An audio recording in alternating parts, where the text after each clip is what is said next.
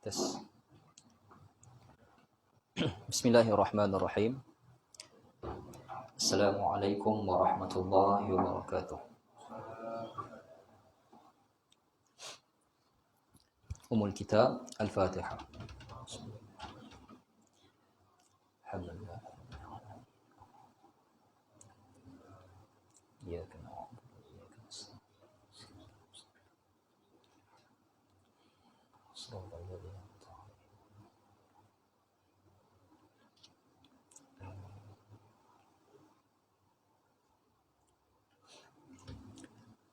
Innal hamdalillah nahmaduhu wa nasta'inuhu wa nastaghfiruh wa nu'minu bihi wa na'udzu billahi min syururi anfusina wa min sayyiati a'malina. May yahdihillahu fala mudilla lahu wa may yudlilhu fala hadiya lahu. Asyhadu an la ilaha illallah wahdahu la syarika lah wa asyhadu anna Muhammadan 'abduhu wa rasuluh, amma ba'du. Tuan-tuan yang dimuliakan oleh Allah Subhanahu wa taala, alhamdulillah kita merafakkan syukur kita kepada Allah Subhanahu wa taala, yang mana Allah Subhanahu wa taala memilih kita untuk kita hadir pada hari ini, membaca lagi beberapa potong ayat Al-Quran dan tafsirnya, mengikut apa yang disyarahkan oleh para ahli tafsir. Mudah-mudahan Allah Subhanahu wa taala memberikan keberkatannya kepada kita. Selain daripada keberkatan itu, tuan-tuan, kita sedia maklum bahawa kita akan melalui satu lagi peluang yang Allah berikan, iaitu menghadiri Ramadan yang penuh barakah, yang sampai kepada kita semua insya-Allah beberapa minggu, beberapa hari saja lagi ni. Kadang-kadang ada orang saya jumpa dekat Shah Alam lah, kampung saya, mentua saya. Jumpa satu orang pakcik ni, dia tua dah. Last tahun lepas dah saya jumpa dia, baru-baru ni dengar meninggal dah dia. Tapi dalam tempoh 8 tahun ni, tiap-tiap tahun saya jumpa masa Ramadan, dia kata, "Ustaz ni, saya tahun last lah saya ni, tahun depan Allah dah ambil kot, tak ada lagi lah."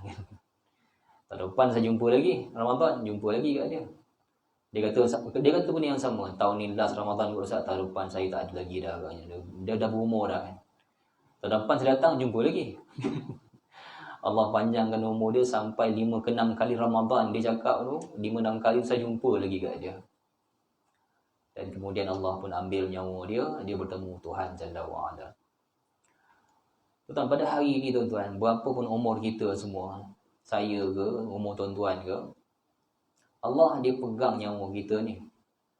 Allah ambil tak cepat sesaat, tak lewat sesaat nyawa kita.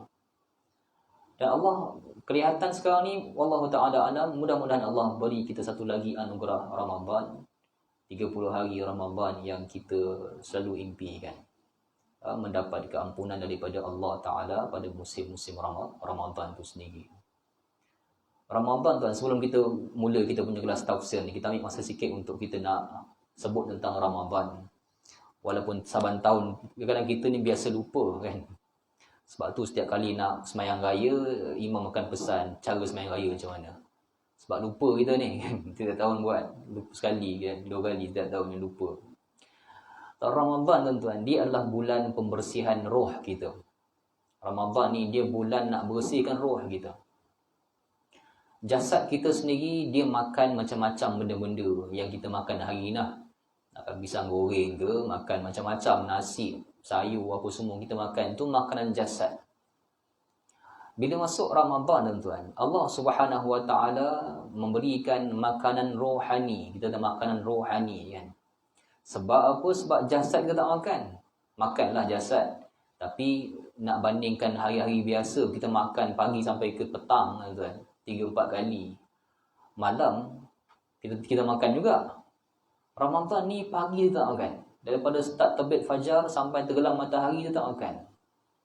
Bila mana akal kita tak makan, tak fikir untuk makan, maka akal kita akan fikir bagaimana untuk kita meningkatkan ibadah, meningkatkan makanan, memberikan makan kepada roh kita sendiri. Maka kadang kita tengok orang macam mana dia nakal sekali pun bila musim-musim Ramadan ni, dah Zuhur tu keluar office tak buat apa, dan lepas sembahyang tu nak pergi makan tak boleh. Dia capai Al-Quran dia baca. Capai Al-Quran dia baca. Dan tuan buatlah apa-apa program sekalipun untuk diri sendiri pada musim Ramadan ni untuk nak bersihkan jiwa kita.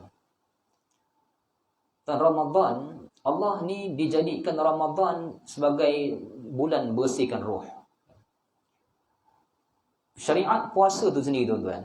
Syariat puasa ni dia sebuah syariat, bukan syariat puasa je, solat ke apa bentuk syariat yang Allah wajibkan kepada kita sekalipun, Allah tak pernah bermaksud pada setiap fiqh syariah tu untuk nak beratkan kita, tak ada.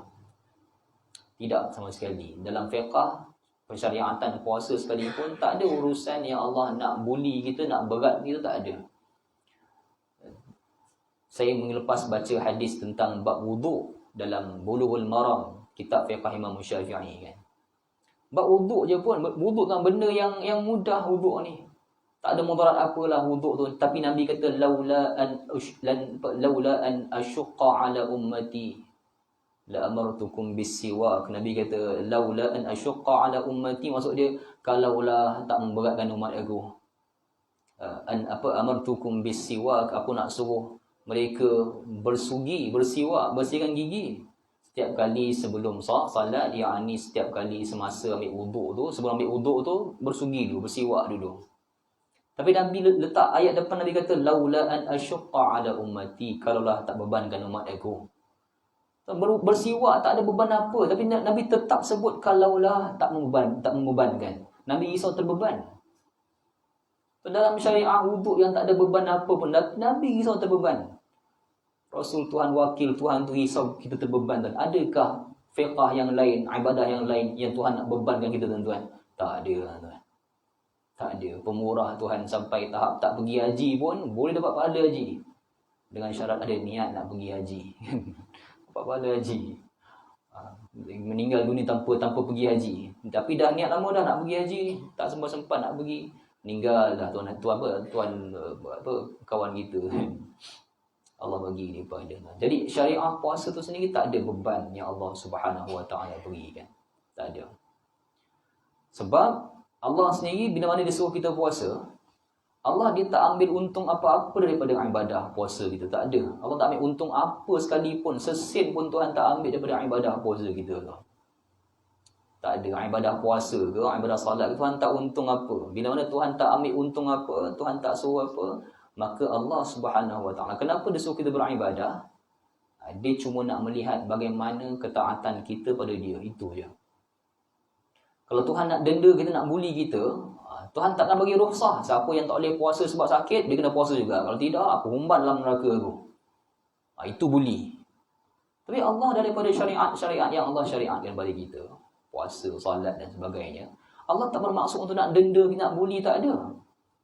Kata Tuhan ringankan, wa in kuntum marda aw ala safar fa'iddatun min ayyamin ukhra. Siapa yang berpuasa dalam keadaan dia sakit, dia bermusafir, dia ganti pada hari yang lain. Nabi bila bermusafir, Nabi puasa ketika bermusafir ni. Membuktikan dalam Quran tu Allah dibagi pilihan. Siapa yang bermusafir ni dia ada pilihan nak berpuasa. Kalau dia rasa tak mampu sebab ada banyak urusan masa bermusafir, dia boleh berbuka puasa. Dia ganti pada hari yang lain. Tapi Nabi berpuasa ketika bermusafir. Dan para sahabat yang ikut Nabi berpuasa juga. Nabi orang yang puasa dia tak marah siapa yang tak puasa. Yang tak puasa pula tak marah siapa yang puasa. Tak ada masalah. Ikut kondisi masing-masing, keadaan masing-masing. Tiba-tiba ada seorang sahabat ni, dia pengsan. Dia bermusafir, jadi ikut Nabi bermusafir, dia puasa. Dia pengsan. Sampai ada sahabat yang papah dia terpaksa bersusah-susah sebab dia tahan dia punya puasa, tak mau berbuka puasa. Nabi kata ke sahabat, Nabi kata laisa minal bir as-saum fi safar. Nabi kata tak ada manfaat kebaikan untuk engkau puasa ketika musafir ni. Nabi kata ke dia, tak ada manfaat kebaikan untuk engkau puasa masa musafir. Sebab orang lain, dia boleh, sebab dia mampu, kekuatan diri dia mampu, dia boleh tak apalah. Tapi dia sampai mudarat kat diri sendiri, Nabi kata tak ada kebaikan, kau kena buka puasa lah. Sebab Nabi tak nak beban agama ni pada umat. Nabi tak nak beban. Wala yusaddaddin illa ghalabahu. Siapa yang susah nak agama, fiqah agama dia akan dapat susah, Nabi kata kan.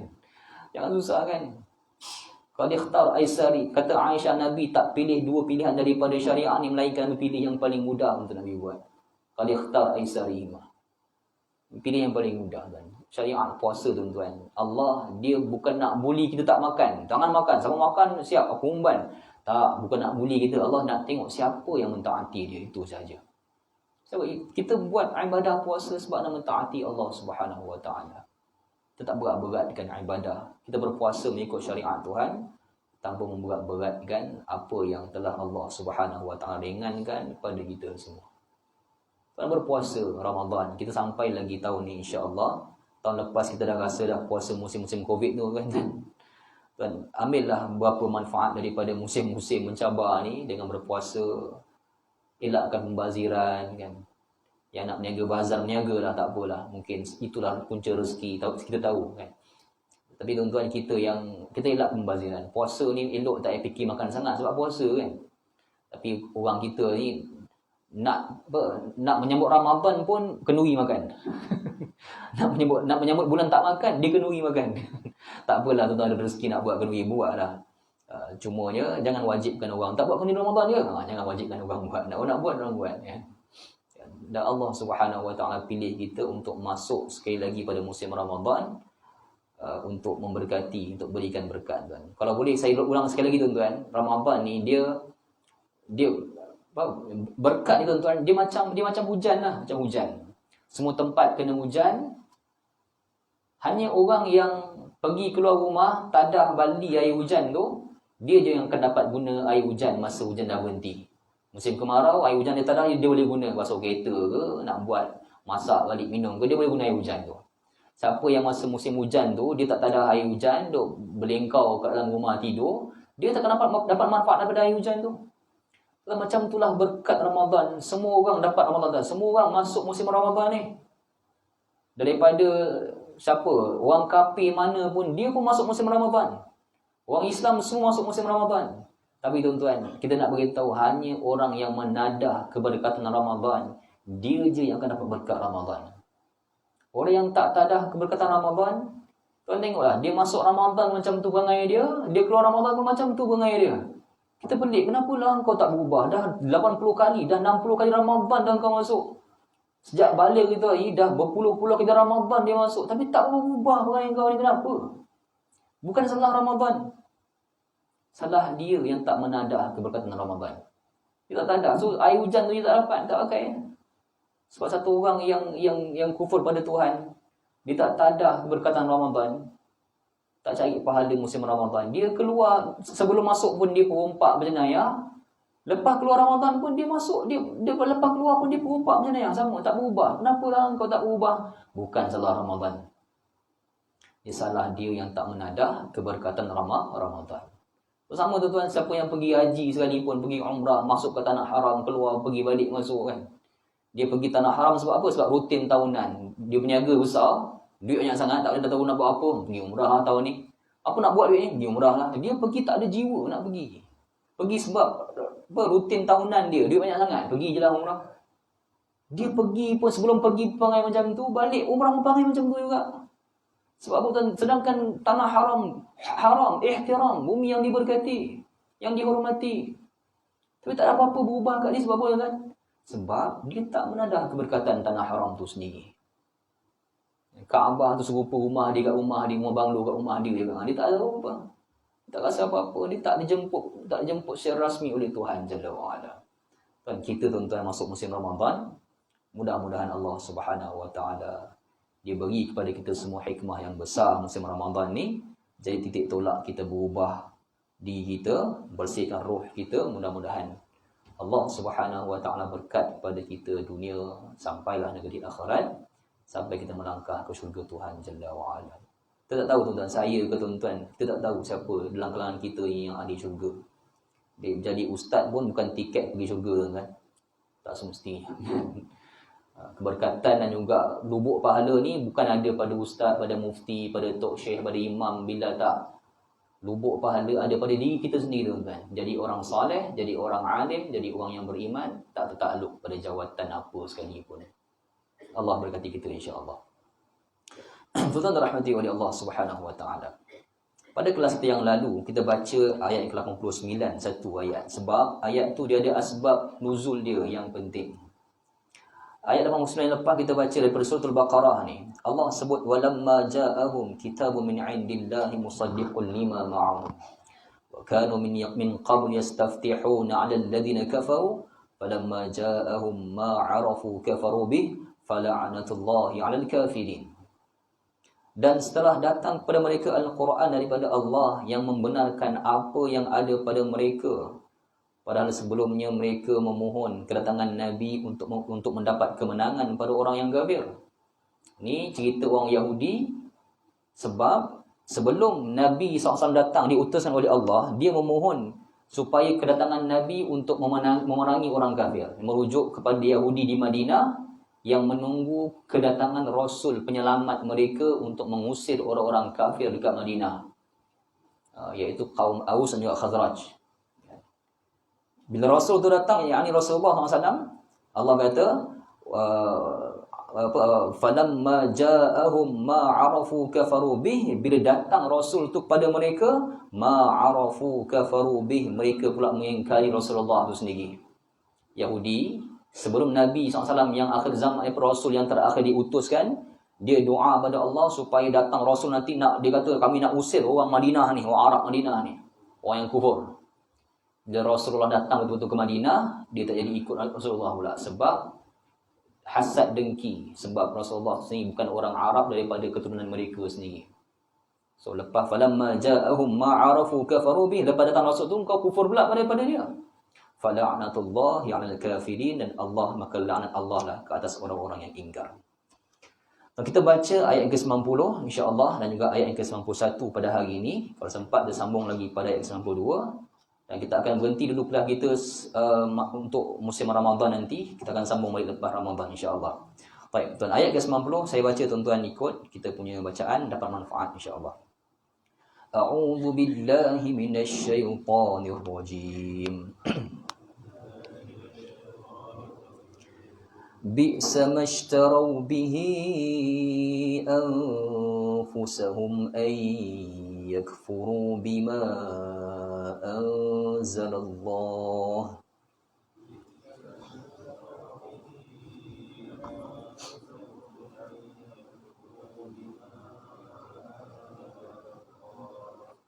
أن يكفروا بما أنزل الله بغيا أن ينزل الله من فضله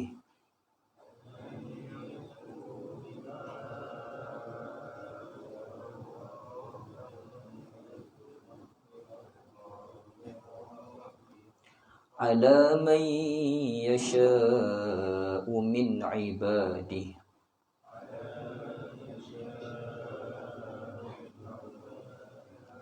فباءوا بغضب على غضب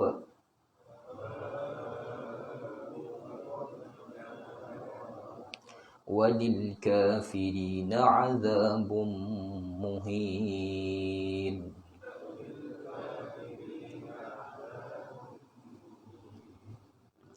Baik, maksud dia, alangkah buruk mereka yang menjual dirinya sendiri dengan kekufuran kepada apa yang Allah telah turunkan kepada mereka.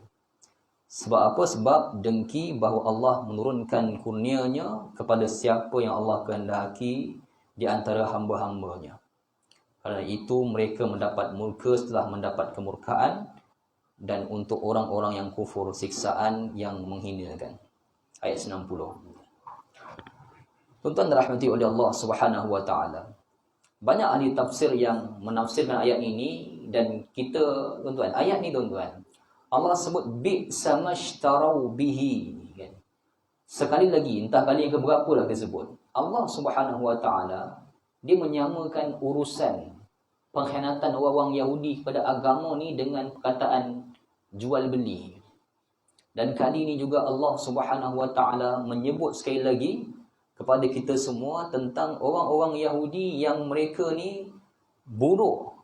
Bi'sa mashtarau bihi, bi'sa, buruklah sangat keadaan mereka yang menjual, ishtarau bihi anfusahum, yang menjual diri mereka, ayyakfuru bima anzalallah, yang menjual diri mereka sendiri dengan kekufuran, ayyakfuru bima anzalallahu baghyan ayyunazzilallahu min fadlih, menjual diri mereka dengan kekufuran dengan apa yang Allah telah turunkan, yakni Al-Quran.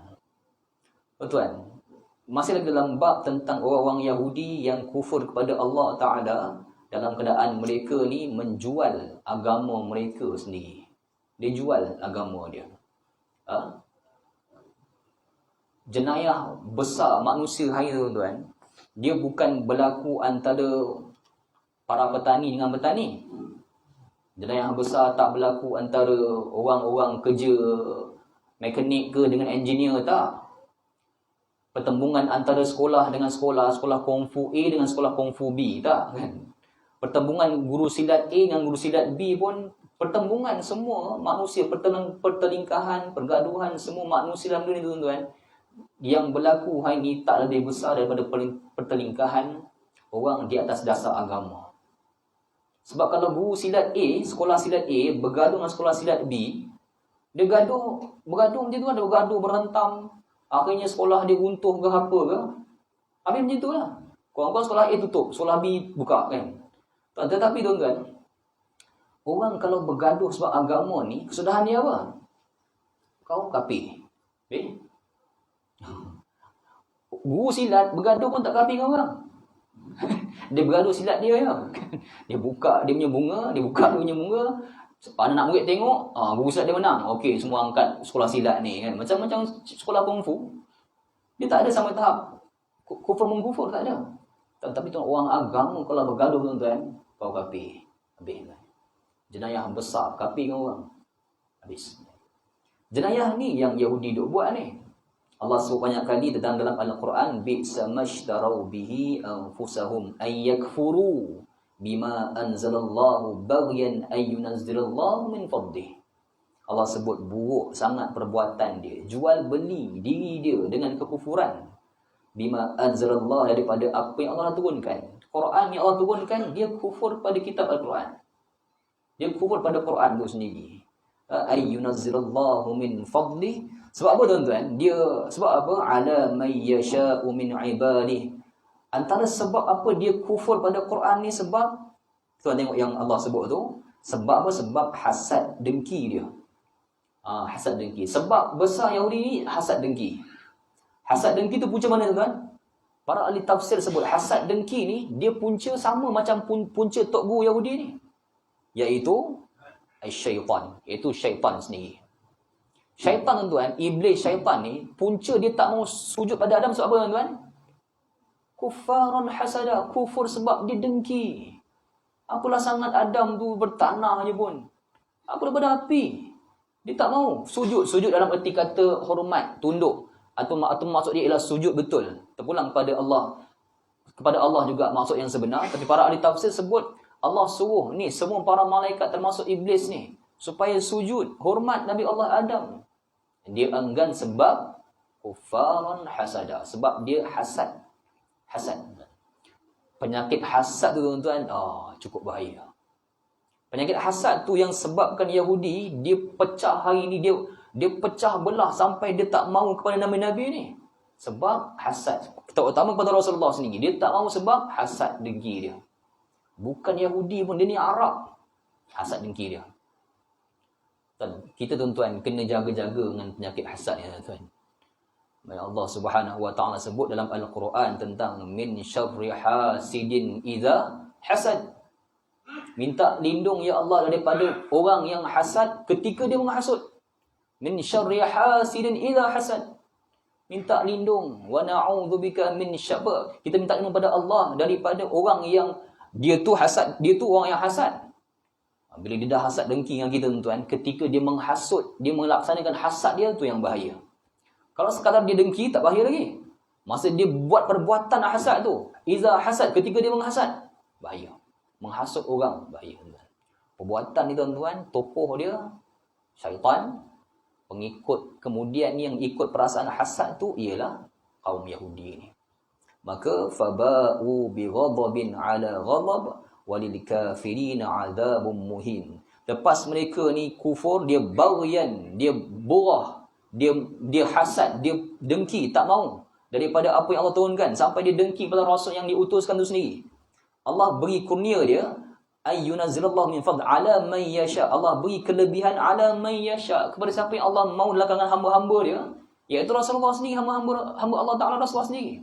Allah beri min ibadi, daripada hambanya. Hamba-hambanya tu ialah Rasulullah SAW yang Allah pilih sebagai rasul dia yang terakhir. Dia tak mau. Tak nak Yahudi. Dia baghyan, dia borah, dia melampau, dia tak mau. Allah sebut faba'u bi ghadabin 'ala ghadab.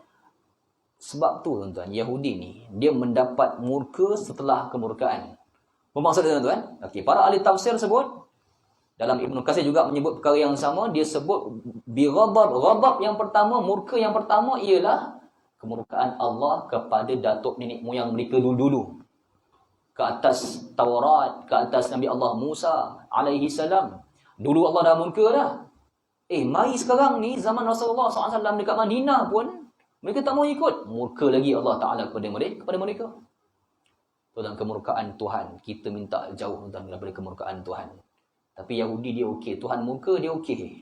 Bahaya, tak normal tuan. Tak normal. Bila mana orang yang dia okey, bila Allah sebut Allah murka, dia tak rasa apa. Tuan, ini tak normal tuan. Tak normal. Kita tuan-tuan, bila tengok ada orang dia buat jenayah kan, dia buat maksiat, buat jenayah, tanya pada dia, tahu tak benda ni salah? Dia kata, saya tahu benda ni salah. Tuan-tuan, kita kena syukur pada Tuhan sebab dia mengaku tu salah. Ada orang tuan-tuan, dia buat jenayah pada Tuhan, dia tak mengaku tu salah tuan-tuan. Kita kata, jangan tukar jantina, salah ni. Apa salahnya?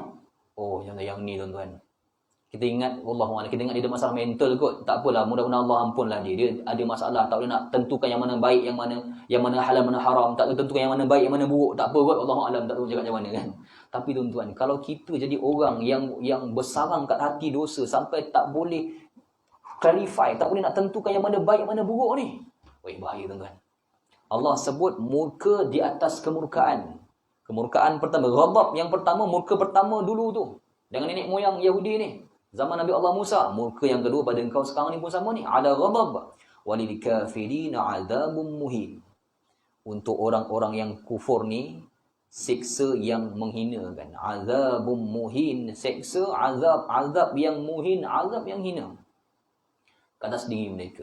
Muhinun, azab yang hina. Tuan-tuan, kita buat rumusan sikit tuan. Daripada rumusan awal yang kita boleh buat, Yahudi tuan-tuan, dia jenayah besar, bukan jenayah dunia. Dia buat jenayah besar sebab dia kaitkan jenayah dia ni dengan dia kacau agama. Dia rosakkan cara faham agama orang kepada orang lain. Tuan bayang tuan-tuan, kita pergi kat luar kan, satu orang mekanik, dia tipu mekanik lain, dia kata bukan macam ni cara betulkan enjin kan. Enjin hybrid ni macam ni cara betul dia. Dia pun tunjuk. Dia tunjuk cara yang salah, dia tahu tu salah. Dia buat cara yang salah, macam ni. Tujuan dia biar orang ni salah faham, biar orang hantar kita kat dia, kita orang rosak, orang tak pergi kat kedai dia lagi dah. Orang pergi kat bengkel lagu. Tuan, jenayah yang dia buat tu dosa tuan-tuan. Dosa. Tapi tuan-tuan, nak banding jenayah dia tu yang rosakkan cara betul kereta orang dengan orang yang rosakkan cara faham agama orang, jauh lebih besar jenayah orang yang salah fahamkan agama orang dengan sengaja. Dengan sengaja. Dia rosakkan fahaman agama orang dengan sengaja. Yang ni tuan-tuan, jenayah yang ni lagi besar tuan. Sebab tu saya kata tuan-tuan, pertelingkahan tak ada satu jenayah yang paling besar dekat dunia ni tuan-tuan, melainkan bila firqah agama bertelagang dengan firqah agama satu lagi. Tok Guru Kungfu Cina pun kalau bergaduh dengan Tok Guru Kungfu Cina yang lain, dia tak sampai tahap kau kafir, tak ada. Tapi kalau agama dengan fiqh agama, Mu'tazilah bergaduh dengan orang ahli sunnah tuan-tuan, bergaduh dengan Syiah sekalipun tuan-tuan, dia akan membabitkan batas iman dan juga kufur. Sebab tu tuan, dari dulu saya pesan tuan, tuan nak main politik silakan, tak ada masalah. Nak pergi campur parti tak ada masalah tuan. Tapi jangan duk tarik sekali agama terlibat daripada pertelingkahan tu. Jangan tuan-tuan. Nanti dia akan membabitkan iman dan kufur. Tu bahaya. Al-Quran, dia sebut lama dah perkara ni tuan. Lama Quran sebut. Tuan tengok apa beza satu orang ahli sihir dengan satu orang ahli sihir menunjukkan sihir dia dengan satu orang nabi yang menunjukkan mukjizat dia. Apa beza tuan-tuan? Satu orang ahli sihir yang menunjukkan pada orang ramai sihir dia lempar jadi ular, dia lempar ahli sihir dia sihir, dia lempar jadi khariqul adah, dia jadi benda yang ajaib, benda yang pelik. Orang tengok, oh sihir dia hebat ni.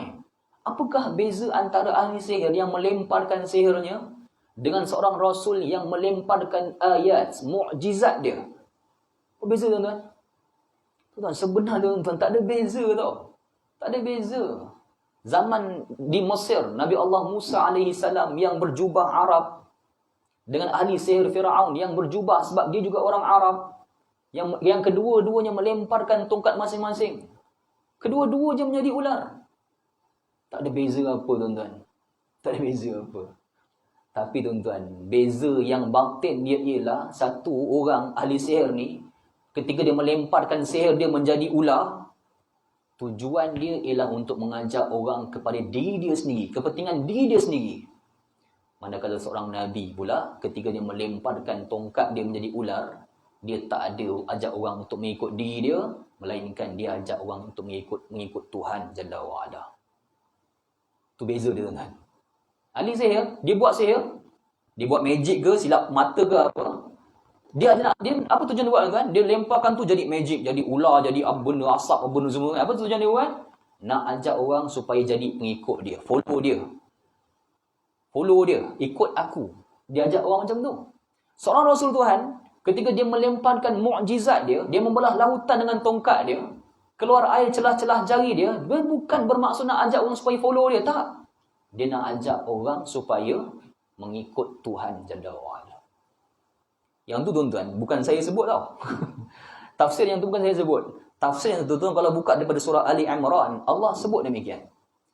Tuan buka surah Ali Imran ayat 77, Allah sebut wa inna minhum la fariqan yal'una alsinatahum bil kitab litahsabuhu minal kitab wa ma huwa minal kitab wa yaquluna huwa min indillah wa ma huwa min indillah wa yaquluna 'ala Allahil kadhib wa hum ya'lamun.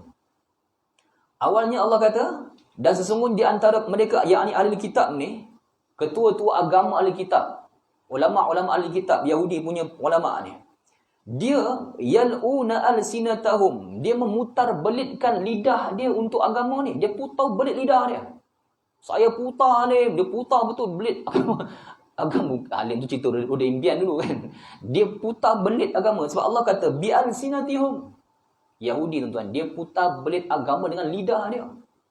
Bil kitab, dengan dia ambil kitab Allah, dia putar belit kitab Allah tu. Litahsabuhu minal kitab wa ma huwa. Dia kata pada orang yang ni daripada kitab ni. Allah kata yang tu bukan kitab. Wa yaquluna huwa min indillah, dan dia kata ni semua daripada Allah. Allah jawab wa ma huwa min indillah, ni bukan daripada Allah. Wa yaquluna 'ala Allahil kadhib wa hum ya'lamun. Dia dusta kepada terhadap Allah dalam keadaan dia tahu. Tuan tengok, dia dusta pada Allah dalam keadaan dia tahu yang tu dusta. Okey tuan, maka Allah kata ayat yang seterusnya, sikit lagi Allah kata ma kana li basharin an yu'tiyahu Allahul kitaba wal hukma wan nubuwwah thumma yaqulu lin-nasi kunu ibadan li min dunillah. Ini yang saya kata tadi. Allah sebut kepada para ulama kaum muslimin, orang-orang berilmu dalam kalangan orang Islam, ataupun Allah sebut ayat ni kepada rasul-rasul Tuhan. Allah kata apa? Tak patut, wa ma kana li basharin, tak patut untuk bashar an yu'tiyahu Allahul kitab, tak patut kepada manusia yang Allah beri pada dia kitab, yakni rasul-rasul Tuhan, wal hukma, dan Allah beri dia kebijaksanaan, wan nubuwah, dan kenabian, thumma yaqulu linnas, kemudian dia berkata kepada manusia, kunu ibadan li min dunillah. Kemudian dia kata kepada manusia, kamu semua manusia, hai manusia sekalian, jadilah hamba kepada aku. Jangan jadi hamba pada Allah. Tak patut, Allah kata. Rasul Tuhan, dia melemparkan mukjizat dia melemparkan kitab Al-Quran, kitab-kitab yang Allah beri pada dia. Tak patut kalau dikata manusia semua, kunu ibadan li min dunillah. Hai manusia semua, jadilah hamba aku, jadi orang aku semua. Jadi orang aku, ikut aku. Cium tangan aku, minum air kaki aku. Akulah syekh kamu. Dia tak ajak orang ikut dia. Sebab Allah kata, wama kana, tak mau, tak boleh. Jangan kamu, orang-orang yang aku beri kitab, aku beri kenabian, jangan ajak orang ikut kamu. Tapi ajak orang ikut apa kan? Orang ulama yang sebenar, ataupun ilmuwan, tokoh Islam yang sebenar, Nabi yang sebenar. Sebab Allah nak suruh kita bezakan cara orang Yahudi ajak ikut pendeta dia, ulama dia, dengan cara orang Islam ajak ikut orang Islam. Orang Yahudi dia ajak cara apa? Dia ajak ikutlah aku, ikutlah aku. Dia ajak orang supaya ikut dia. Kunu ibadan li. Jadilah hamba-hamba aku. Kita pun sebut nama dia. Asal-asal berlaku apa? Dia kata macam ni, dia kata macam ni, dia kata, sebut dia. Allah tak suruh kita sebut, nak selesai, bukan sebut nama dia. Allah suruh ajak kita kembali pada Tuhan. Sebut apa yang Allah kata lah. Sikap orang yang tak beriman ni, bila ada masalah dia, saya punya orang kata macam ni, saya punya kaum kata macam ni. Dia sebut nama kaum dia. Dan orang yang beriman, tuan-tuan, Allah kata dalam Quran, para Rasul Tuhan, walakin kunu rabbaniyin ma kuntum tuallimunal kitab. Orang yang beriman, Rasul Tuhan, dia ajak orang buat apa, tuan-tuan? Dia kata, kunu rabbaniyin. Jadilah kamu hamba-hamba kepada Allah Subhanahu Wa Taala. Bermaksud dia ajak orang kembali pada Quran. Berlaku pada masalah apa pun, orang semua, Quran kata apa? Tu orang beriman. Quran kata apa? Dalil kata macam mana? Apa yang para fuqaha syarah pada dalil tu, dia kata macam tu. Ni orang beriman. Orang yang dah tersesat dengan cara orang Yahudi, berlaku masalah apa? Kami punya orang kata macam ni, orang kami kata macam ni, guru kami kata macam ni. Dia sebut nama-nama tu. Memang tak salah, tapi sebutlah apa yang dalil yang guru kau cakap. Apa perbahasan fiqh dia. Sebab kita orang Islam, tuan-tuan, tak mengajak orang sembah tokoh, tak. Kita mengajak orang bukan kunu ibadan li, bukan sebab nak ajak orang follow kita, followers ramai, tak. Rasul Tuhan tak buat macam itu. Rasul Tuhan ajak orang supaya kunu rabbaniyin. Jadi hamba Tuhan. Masalah apa? Rujuk Tuhan. Masalah apa? Saya baca fuqaha ahli fiqh ni, dia sebut dalil Allah ni, it's okay. Ajak kepada orang menilai dalil. Bukan menilai tokoh. Tokoh aku lagi power tegur kau. Ikut tokoh aku lah. Tak, tokoh aku lagi power. Tokoh aku lagi. Tak, orang Islam beriman tak ajak ikut tokoh-tokoh. Dia ajak ikut kata-kata Allah yang mungkin tokoh tu kata. Khilaf dia macam mana? Dalil dia macam mana? Tak apa. Tuan, tu yang membezakan besar cara orang Yahudi, tuan-tuan. Dia pengaruh orang supaya dia kata kunu ibadan li. Dengan kunu rabbaniyin. Tak pernah dengar rabbani, tuan? Ulama rabbani, kita tahu ulama rabbani kan. Tak pernah dengar kan? Ulama rabbani ni layak dia. Ulama rabbani, apa hal berlaku pun dia kata kunu rabbaniyin. Kita jadi hamba Allah. Cari Allah dalam Quran, cari tafsir Quran, cari para fuqaha yang baca Quran. Cari tafsir hadis, mana fuqaha yang sebut hadis Nabi ni, apa syarah mereka, apa khilaf mereka. Dia tak ajak orang lah, masalah selesai, ikut tokoh aku je selesai. Tak. Kita ikut dalil. Paling afdal, tuan. Rabbani tu, tuan, yang kumpulan Rabbani tu kan. Rabbani ni lah ketuhanan. Jadi hamba-hamba Tuhan. Bukan jadi hamba kepada orang, kan. Tak. Kita umat Islam, para nabi, semasa dia melemparkan mukjizat dia, beza dia yang paling besar dengan seorang ahli sihir yang melemparkan sihir dia ialah ahli sihir ajak orang ikut dia, sembah dia, kunu ibadan li, ikut aku, sembah aku. Nabi Tuhan, kunu rabbaniyin. Nampak tak mukjizat aku ni? Nampak tak laut tata belah ni? Okey, sekarang ni abdikan diri pada Allah. Beza, tuan. Beza. Tuan, carilah tuan guru tafsir ke, guru hadis, bukan saya. Guru tafsir ke, guru fiqh ke yang ajak kita semua ke arah mengabdikan diri pada Tuhan. Bukan ke arah nak kumpul followers, saya punya kuliah saya paling ramai, saya punya pengikut paling ramai. Tak. Cari guru yang ajak kita supaya mengabdikan diri pada Tuhan Jalla wa'ala. Yang ajak kita supaya cari dalil. Yang ajak supaya kita baca dalil ni, para fuqaha bincang macam mana. Bukan ke arah nak like followers dia, nak pergi follow dekat FB dia, tak. Ramai pengikut, tak membuktikan apa-apa. Kan? Tapi kalau pilihan raya, iyalah. Menentukan pemerintahan. Kan? Tapi dalam kebenaran yang kadang-kadang Allah kata, walakin aktsaran nas la ya'lamun. Banyak manusia, ramai orang pun membuktikan ke tak membuktikan yang tahu. Allah kata walakin aktsaran nas la ya'lamun, ramai orang tak tahu, Allah kata. Allah taala alam, saya mohon maaf. Ujung kesimpulan panjang sangat, tapi patut kita baca 2 ayat hari ni, tak apalah, kita sambung pada kelas akan datang. Tapi ayat yang 90 tu Allah Subhanahu wa taala dia sebut untuk kali yang seterusnya tentang bagaimana Yahudi dia menjual diri dia dengan kekufuran.